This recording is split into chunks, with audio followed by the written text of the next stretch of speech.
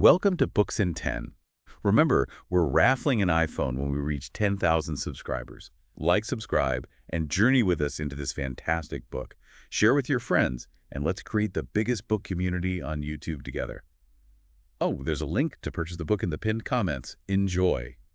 We are accepting book requests to create content within Moise. Books in 10 suggest the best titles in the comments. Now, let's go.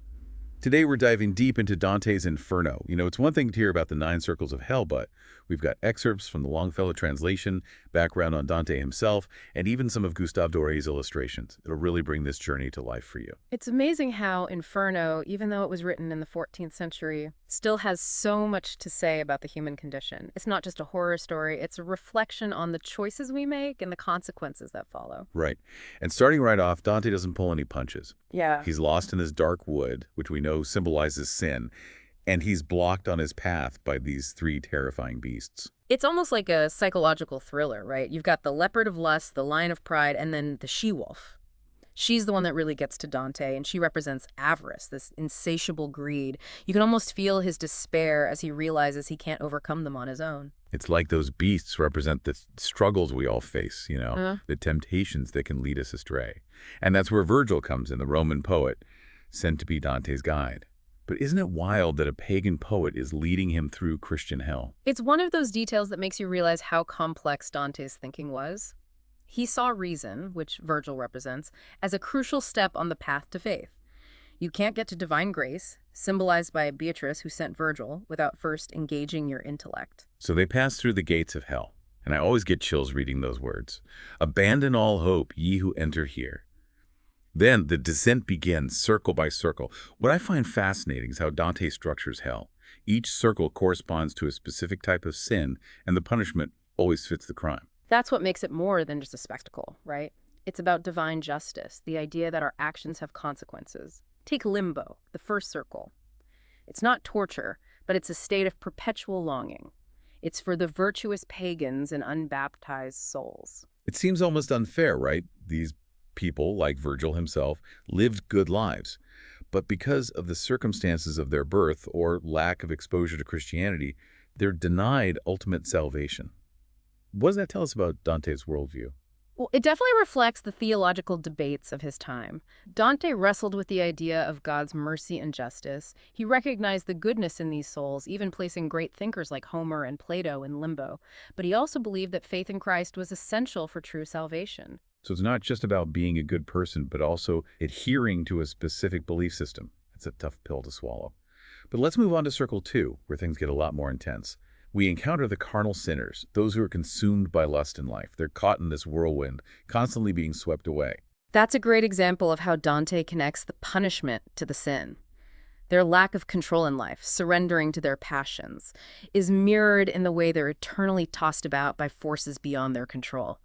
And it's here we meet Francesca da Rimini, whose story really embodies that struggle. I always found her tale so tragic. She and Paolo, her lover, are condemned for adultery. But Dante doesn't just condemn them. He allows Francesca to tell her story, and you can't help but feel sympathy for her. Exactly.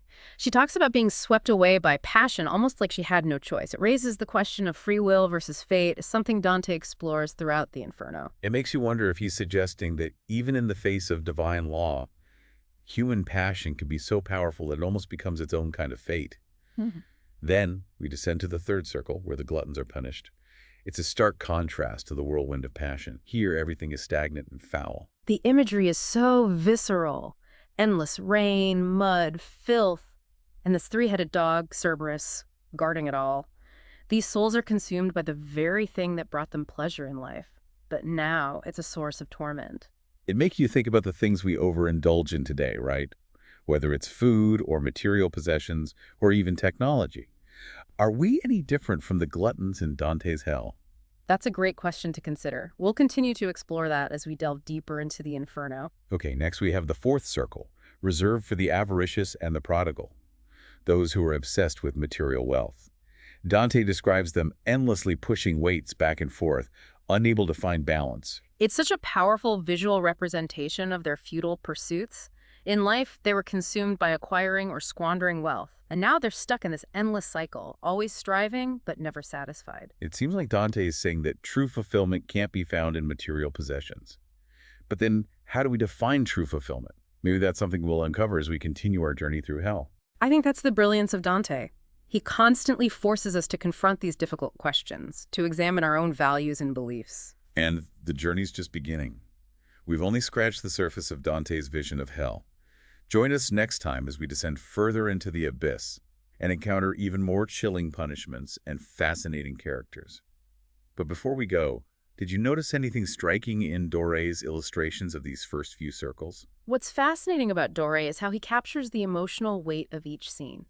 Look at his depiction of Francesca and Paolo, for example. They're locked in this eternal embrace, but their faces are filled with anguish and despair. It adds another layer of depth to Dante's words. Absolutely. Yeah. He doesn't just depict the physical torment, but also the psychological and emotional toll of each sin. It's as if he's inviting us to contemplate the human stories behind these condemned souls. We'll delve into Doré's work more in the next part. For now, think about what stood out to you most in these early encounters, what resonates with you, and what might Dante be trying to tell us about ourselves. Welcome back to our deep dive into Dante's Inferno. Last time, we journeyed through the first 4 circles of hell, exploring the punishments of limbo, lust, gluttony, and greed. But as we descend further, the sins become more complex, and Dante's insights into human nature become even sharper. It's like each circle is a mirror reflecting different aspects of ourselves, right? And in the 5th circle, we encounter the wrathful and the sullen. They're trapped in the river Styx, this swampy, stagnant water, constantly fighting and attacking each other. The imagery is so powerful, they're described as naked and muddy, consumed by the same rage that controlled them in life. It's as if their anger has become their environment, their own personal hell. I can't help but think about how anger and resentment can fester inside us, how they can poison our relationships and even turn us against ourselves. Is Dante suggesting that unchecked anger can literally consume us even after death? It's a chilling thought, isn't it? And it's a reminder that our emotions, if left ungoverned, can have lasting consequences. Moving on to the 6th circle, we enter the city of Dis, a fiery wasteland reserved for heretics. Now, this is where things get really interesting in terms of Dante's historical context. Right, because heresy was a huge issue in 14th century Italy. Dante himself was accused of heresy by his political enemies. So this circle feels very personal for him. Absolutely. And it's here we encounter some prominent figures from Dante's own era, people who challenged the doctrines of the church. It highlights the power struggles and intellectual debates of his time, and it shows how deeply Dante was involved in the politics and controversies of his world. It's like he's using the Inferno to settle scores, in a way. Yeah. But beyond the historical context, what's the larger message about heresy? Why is it punished so severely? Remember, for Dante, faith was paramount. Heresy wasn't just a difference of opinion, it was a rejection of the ultimate truth, a betrayal of God's word, and that, in his view, deserved eternal damnation. So it's about more than just following the rules. It's about the integrity of belief itself. That's pretty intense. Okay, so from the fiery city of Dis, we descend into the 7th circle, where the violence begins. And this circle is divided into 3 rings, each punishing a different type of violence.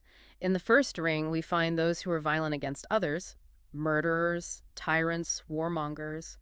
They're submerged in a river of boiling blood, the depth reflecting the severity of their crimes. It's a gruesome image, but it's also a powerful metaphor for the consequences of violence. Dante seems to be saying that violence creates a ripple effect, a cycle of suffering that ultimately engulfs those who perpetuate it.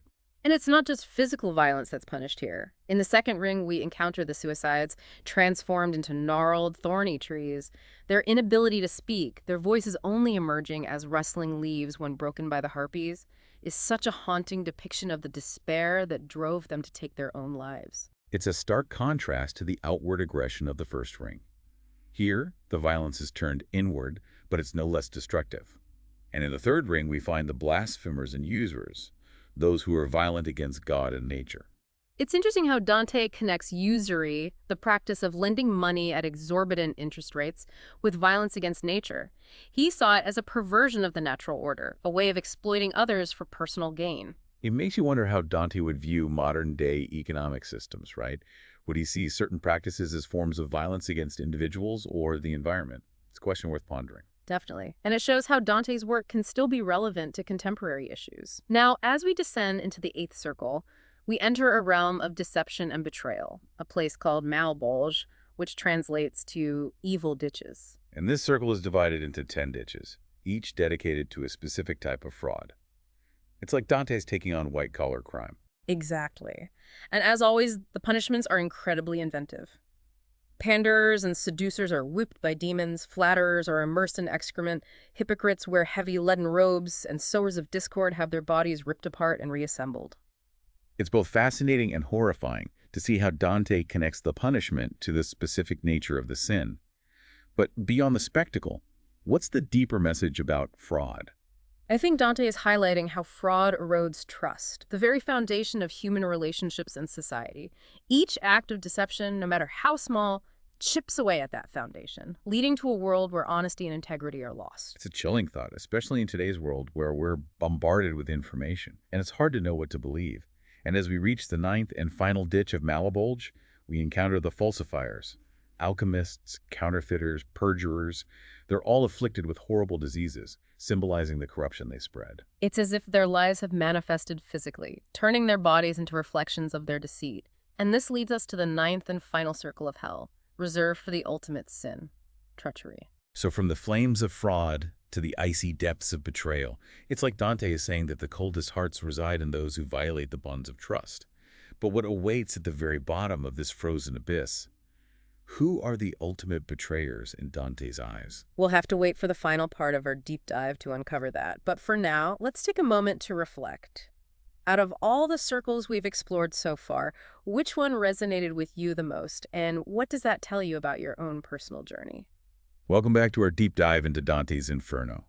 We've journeyed through fire and filth, witnessed the torments of the lustful, the greedy, the violent, and the fraudulent. Now we stand at the edge of the ninth circle, a frozen wasteland where treachery reigns supreme. It's a chilling contrast to the fiery depths above, isn't it? Almost as if Dante is saying that the coldest hearts are those capable of betraying the trust of others. And at the very center of this frozen lake, Cocytus, lies the ultimate betrayer, Satan himself. Dante's depiction of Satan is both terrifying and awe-inspiring. He's a colossal three-headed beast, trapped in the ice up to his waist, each mouth eternally gnawing on one of history's most infamous traitors. Judas Iscariot, who betrayed Jesus, and Brutus and Cassius, who betrayed Julius Caesar. It's like Dante is saying that the consequences of their betrayals echo throughout time, forever shaping human history. And the symbolism here is so rich. Those three faces are often interpreted as a perversion of the Holy Trinity, a mockery of divine love and justice. It's a powerful image of how treachery inverts and corrupts everything it touches. So, having reached the bottom of hell, having confronted the ultimate evil, what's next for Dante? Is this the end of his journey? Well, remember, this is just the first part of Dante's Divine Comedy. The Inferno is about recognizing and rejecting sin. Now, Dante must use this experience to climb out of the depths and find the path to redemption. Oh, how? They're literally at the lowest point, with Satan right there. This is where Dante takes us on one of the most surprising twists in the entire poem. They don't escape by fighting their way out. Instead, they cling to Satan's shaggy fur and climb down his body. Way down to escape. That doesn't make sense. It's a brilliant paradox. You see, they pass through the center of the earth, which Dante envisions as the point where gravity reverses. By descending to the absolute lowest point, they begin to ascend towards the opposite hemisphere. So it's not just a physical descent, it's a spiritual one. By confronting the depths of human sin, by using the embodiment of evil as a stepping stone, Dante sets himself on a path towards purification. Exactly. It's a powerful metaphor for the process of redemption. Sometimes we have to go through darkness to reach the light, and what awaits Dante on the other side is Mount Purgatory, the next stage in his journey towards God. It's amazing how Dante takes this literal journey through hell and turns it into such a profound allegory for the human experience. We all face our own inner demons, our own temptations and betrayals. But Dante shows us that even in the darkest depths, hope for redemption is never truly lost. And that's the enduring power of Inferno. It's not just a medieval horror story. It's a timeless exploration of the human soul's struggle with sin, the consequences of our choices, and the possibility of transformation. You know, thinking about all the circles we've explored, it's almost like a map of the human psyche. Dante gives us a framework for understanding not just the sins themselves, but the motivations behind them, the complexities of human nature. And he challenges us to examine our own lives, our own choices. Which circles resonated most with you? What are your own personal demons? These are questions worth pondering as we reflect on Dante's journey. This deep dive into Dante's Inferno has been a wild ride. It's a work that stays with you long after you've finished reading it, prompting us to confront the darkness within ourselves and strive for something better. So what will you take away from this journey? How might Dante's vision of hell inform your own understanding of the world and your place in it? Let us know in the comments. And as always, thanks for joining us on another deep dive.